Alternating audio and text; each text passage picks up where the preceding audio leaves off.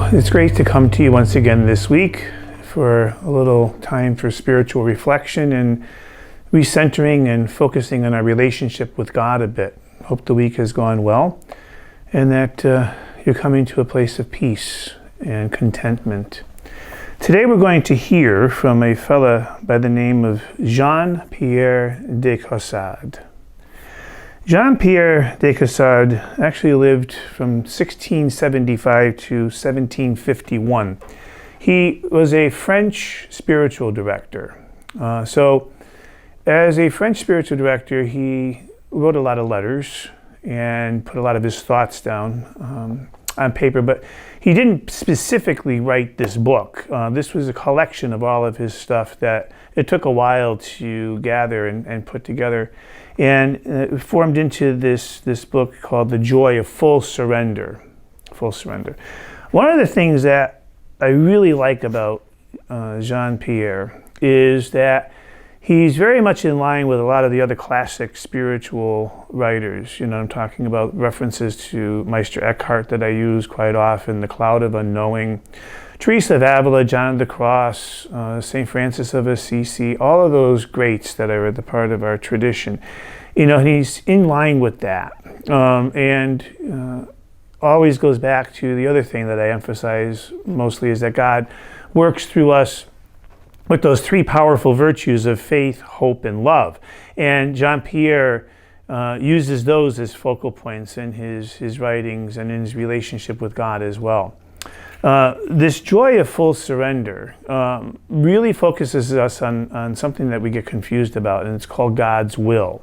It's something personally I've struggled with over the years in trying to understand, okay, what does that word really mean, God's will? And then how does one find what God's will is? And we can get kind of crazy on that a little bit, and folks have over the centuries, on trying to figure out in particular situations and circumstances what is God's will, as if for me at this point to pick up this book is God's will, that is some predetermined idea that God has for me that I then must figure out in the scheme of my life and somehow accept, so that, you know, when something bad happens, oh, it's God's will.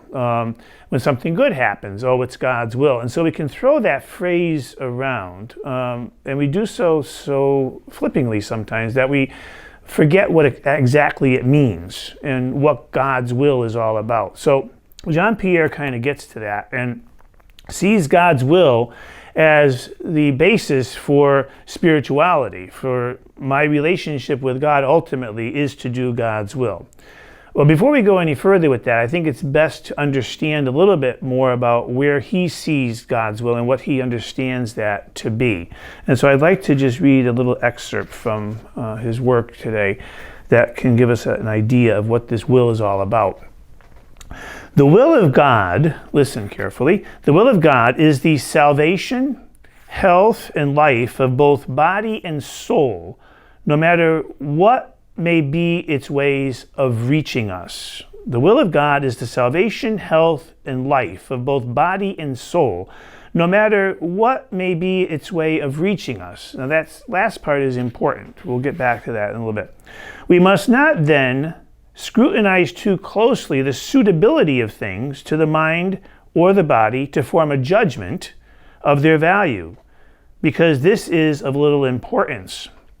It is the will of God given in and through these things that effectively works to renew the image of Jesus Christ deep within our hearts. So it's not necessarily the thing that's important, but it's what God does with it. You know, so for example, God doesn't always cause things to happen in our life, but God always can take what happened in our life and do something with it. And so even though something may appear to be a negative, it doesn't mean God caused the negative. It's what God can do with the negative as we're moving through that experience. So if we're at a place of darkness, it's not so much that God put us there, although he may have opened that door for a particular reason, but it's what God does with the darkness and what God can do with it as we go through it. If we're unsettled, for example, or anxious, it's not that God's making us that way.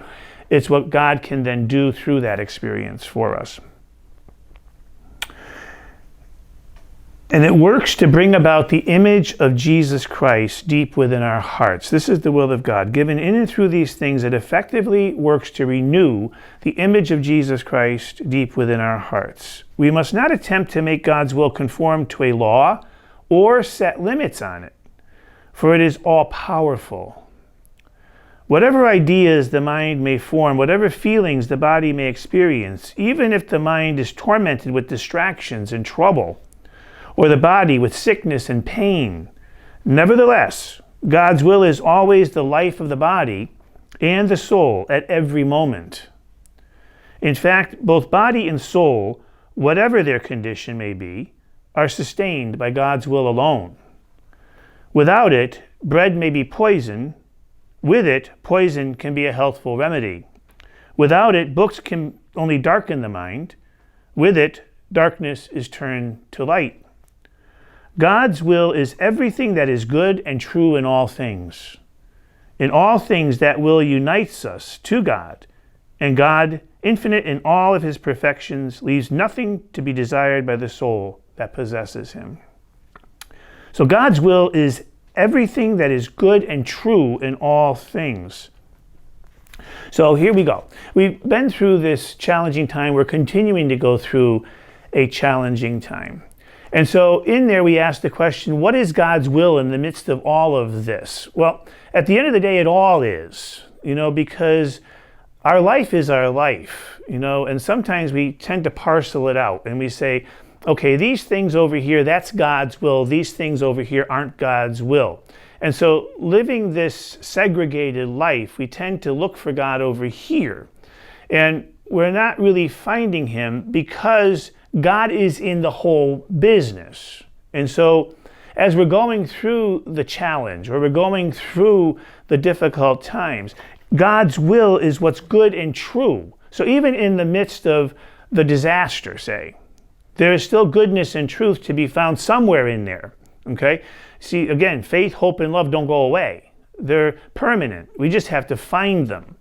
And so sometimes it takes a little bit to sift through what's happening in order to find the pearl of great price, right?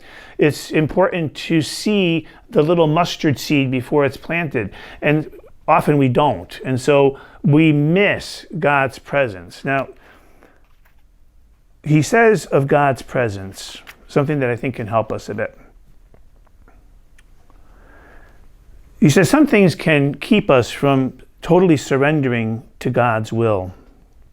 He said, God speaks to every heart, and to each one he utters the word of life. Now this is so incredibly important. God speaks to every heart, and to each one he utters the word of life, the only word applicable to us. But we do not hear it. We want to know what he has said to others, and do not listen to what he is saying and said to us. We do not sufficiently regard circumstances as having been given a supernatural significance by God's action. We should always accept them with the perfect confidence they merit, with an open heart and with generosity, sure that nothing will harm those who receive them this way. This limitless activity, which is the same from the beginning to the end of time, goes on every moment, giving itself in all of its greatness and strength to the simple soul who adores it, loves it, and rejoices in it alone. Let's ponder that for a minute. God speaks to every heart. Sometimes in our spiritual lives, we tend to think, okay, God did this over here. See, God worked in St. Francis of Assisi in this way, but he's not doing anything over here. God moved in the heart of St. Teresa of Calcutta, but he's not doing anything over here. God is doing something over here. He's speaking to the essence of our soul, to our heart, in and through the circumstances that we are experiencing, not apart from them, not over there, not just out in history, not just in the Bible, not just in the life of Abraham or the life of Jesus or the life of Moses. No, but in the life of Mark and Sally and all of these other folks, in the heart of you, God is speaking the word of life. He is trying to break through and bring you to goodness. And so we have to open ourselves to that will. And think about how freeing that is. You know, if we stop fighting with life, right? We all fight with life. We get disappointed, we get distracted, and we let those disappointments and those distractions get us off kilter. And so we're so focused on the disappointments and the distractions that we forget that even in the midst of those disappointments and distractions, God wants to bring forth life. Well, we can't see that because we're too myopic in our focus. Imagine how different it would be if we really took the Lord's Prayer, right, and really meant it and actually verbalized it properly. Thy will be done. Thy will be done. Thy will, in whatever the circumstances are, be done. See, we confuse God's will with something else, with particulars, not with the essence of what God's creative and recreative presence does in the midst of all things. Let's hear some more from Jean-Pierre.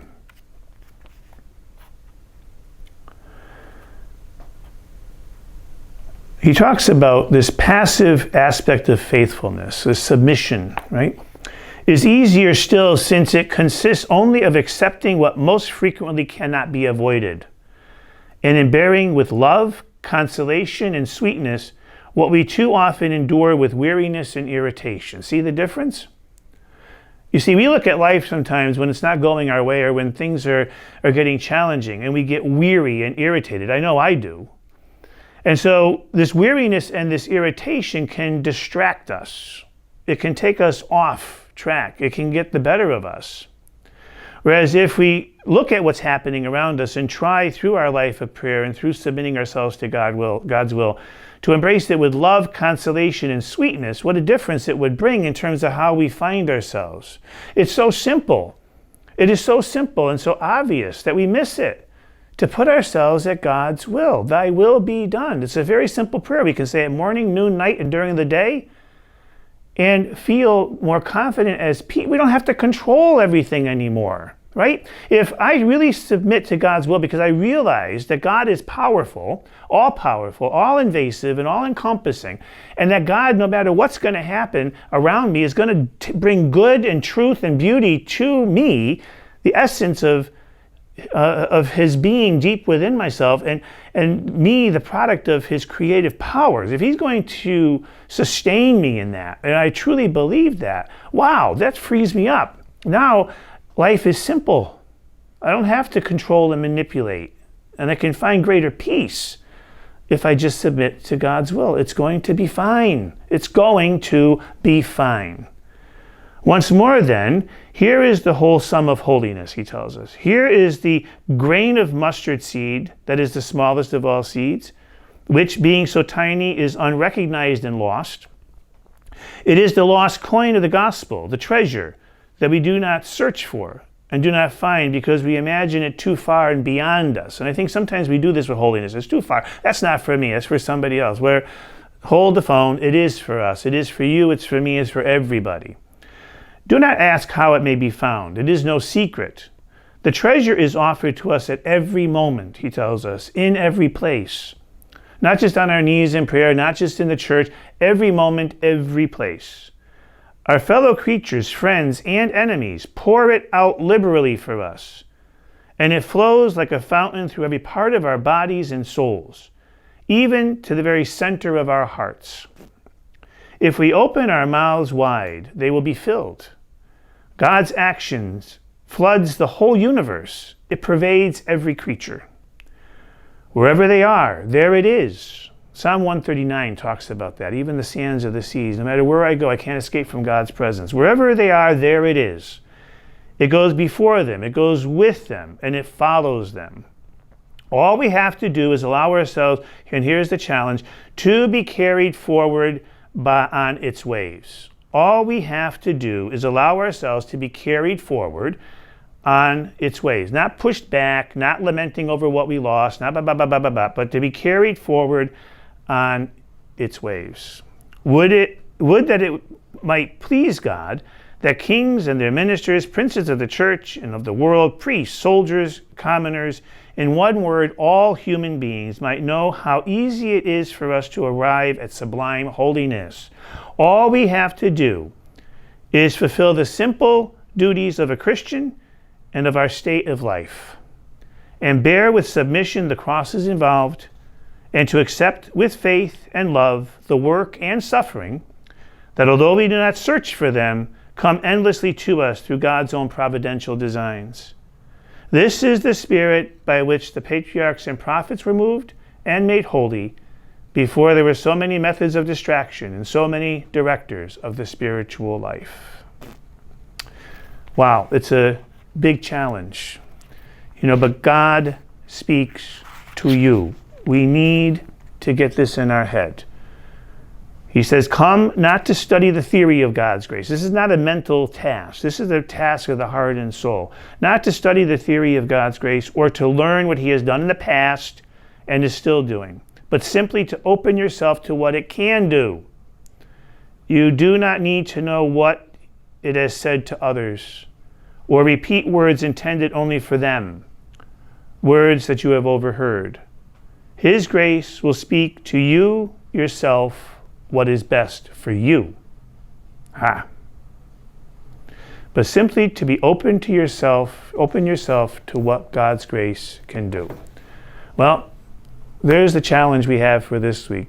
Your challenge, my challenge, to be open to what God's grace can do. Wow, it really puts things into perspective and it simplifies life 100-fold. Wouldn't it be great if we didn't have to control and manage and manipulate and plan and figure out and contrive and do all those things that as human beings we seem to feel we have a need to do? Wouldn't it be better and wouldn't we be happier if at every moment of the day, thy will be done? Simple prayer. And it's not so far-fetched, especially if we truly believe that God is powerful.